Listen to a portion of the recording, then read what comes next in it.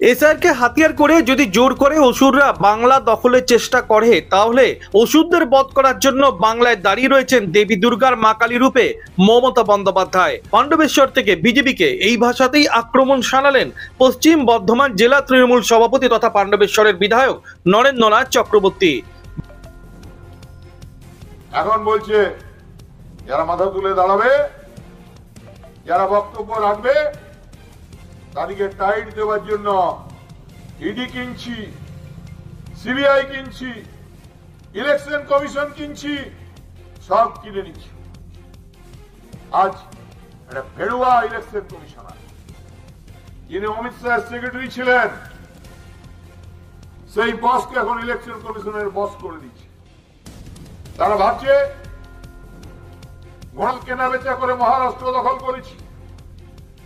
তারা ভাবছে যে ঝাড়খণ্ড দখলের চেষ্টা করেছিল,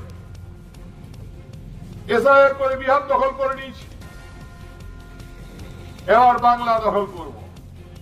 আরে বাবা, বাংলার মাটি দুর্জয় ঘাটি জেনে রাখো দুর্বৃত্ত। বাংলার মা কালী রূপে, মা দুর্গা রূপে যিনি বাংলার মুখ্যমন্ত্রী, তার নাম মমতা বন্দ্যোপাধ্যায়। তাই অসুররা যদি আসে, যারা যারা হি ধর্মস্য গ্লানির ভবতি ভারত অভ্যুত্থানং মধর্মস্য তদাত্মানং সৃজন্ম, সে অসুর বধের দায়িত্ব নেবে মমতা বন্দ্যোপাধ্যায়। তাই বাংলা থেকে 26শে বিদায় বুঝে গেছে তৃণমূল নেতৃত্ব, আর তার জন্যই ভুলভাল ভুগছে দলের নেতা মন্ত্রীরা। তৃণমূল বিধায়ককে পাল্টা খোঁচা দুর্গাপুর পশ্চিমের বিজেপি বিধায়ক লক্ষণ চন্দ্র ঘড়ুইয়ের।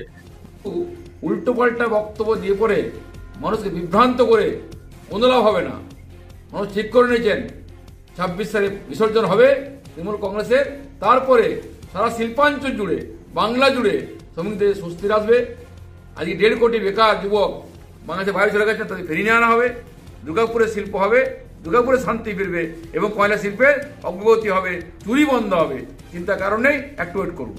ধন্যবাদ। কয়লা শিল্পে বেসরকারীকরণের চক্রান্ত, কর্মী আধিকারিকদের অনিয়মিত বেতন সহ একগুচ্ছ অভিযোগকে সামনে রেখে তৃণমূল কংগ্রেসের শ্রমিক সংগঠন কয়লা খাদান কংগ্রেসের একটি বিক্ষোভ কর্মসূচি হয় পাণ্ডবেশ্বরে।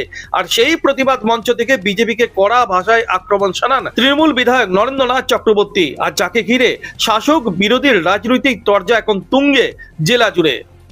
পাণ্ডবেশ্বর থেকে অনুরাধা সেনগুপ্তর রিপোর্ট, খাঁটি খবর।